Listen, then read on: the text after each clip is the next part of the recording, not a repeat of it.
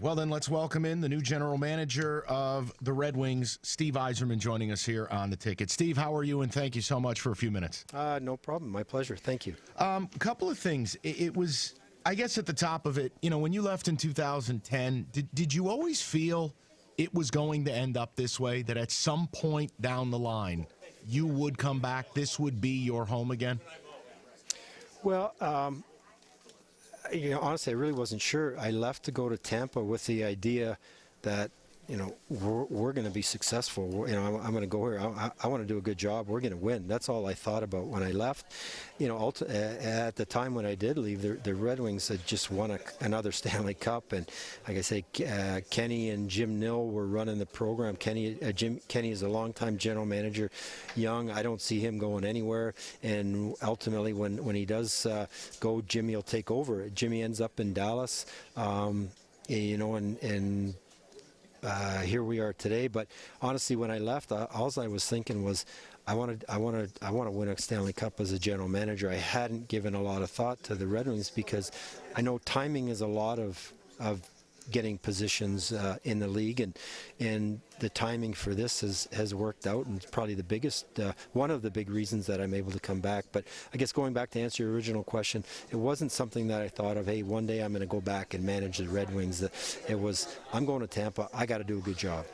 Steve, it was interesting. You mentioned timing, and I know you were asked a couple questions about it. One of them that was interesting to me was, it lined up where Jeff Vinik had come to you about a new contract, and you had kind of gotten in that conversation. But, I mean, what if your deal had lasted a few more years in Tampa? Were you still prepared to walk away, to take that break? You had mentioned about doing the job the right way, or did the timing make it convenient to finally just do it?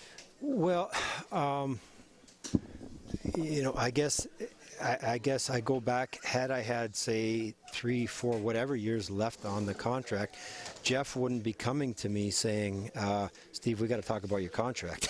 And then I when we had that conversation, my initial thought was, no problem. This was initially early, sometime during the last season, and as we got going in the playoffs, we kind of pushed off the conversations, and then the off season came along, and now it's really time to get into this thing. And I gave me an opportunity to really think about it, and I had some things on my mind about how I was doing the job, and I really had to do a little bit of thinking about, okay, if I'm doing the job, I got to do it right. I got to do it to the level that I think it should be done at, and be able to do it properly. And so obviously I made the decision I did, but had I had term on my contract, we wouldn't have had that conversation, and I would have kept plugging along. Or maybe at some point, I don't know, maybe, depending on what it is, that maybe there's a time to step down. But again, I made the decision based on, I'm either committing to another few years in Tampa or not, and ultimately I made the decision not to. Steve Yzerman joining us. Steve, the other part of the timing that I thought was interesting, you had talked about your commitment to staying on board through the end of the season, and obviously it ended in Tampa in an untimely and shocking fashion. But obviously, Stanley Cup Finals extend through early June, and you've talked multiple times today about, hey, I got work to do. I need to get to work. What plays out if the Lightning ended up where I think you expected them to go, as it would relate to your ability to take this job and get to work? Well, some potential decisions obviously wouldn't be able to be made, but as far, I believe the number one priority now is being prepared for the draft. So really, in my role with the Lightning, with the way things are today, with games being broadcast on the internet, wherever they are in the world and all over North America, if I can't get there, I'm going to have the ability to see these games or see these players. It's not necessarily ideal, but I'm going to be prepared. And again, the draft would be the number one priority, even if and that was the plan. Like, hey, I'm preparing for this. Hey, at the Lightning, I'm hoping they go on a long run and the season ends, a Stanley Cup. Then we got the draft coming up. I'll be ready for that. I'm just going to be doing more on video, more on TV than traveling out to watch these games.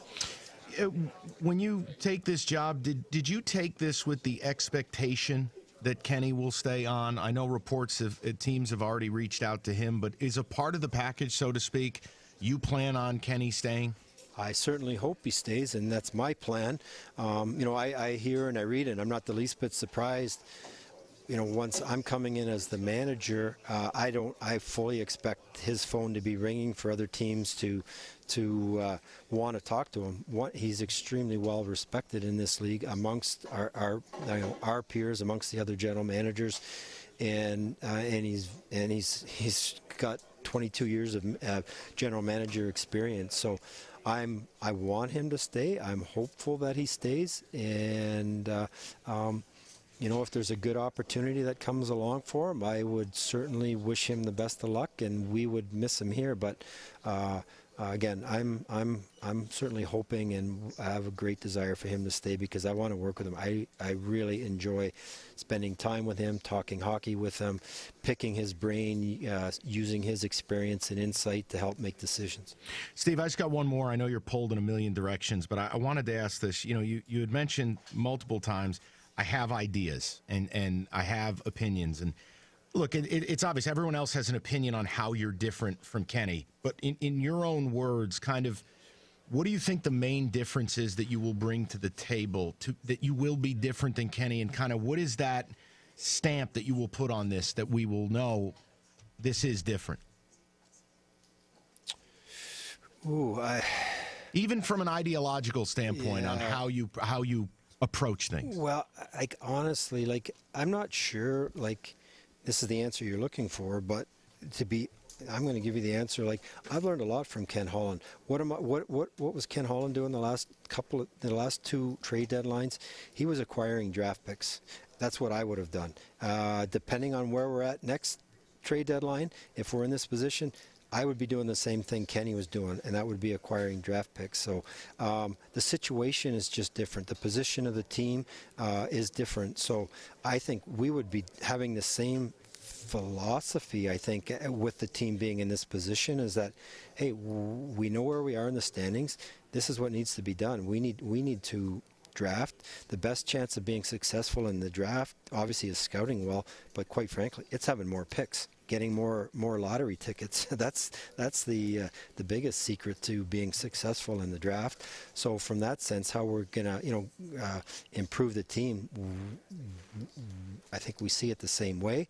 I think our styles as far as negotiating, I've learned a lot from him from it. They may be a little bit different, but I guess the overall philosophy on what needs to be done really isn't that different.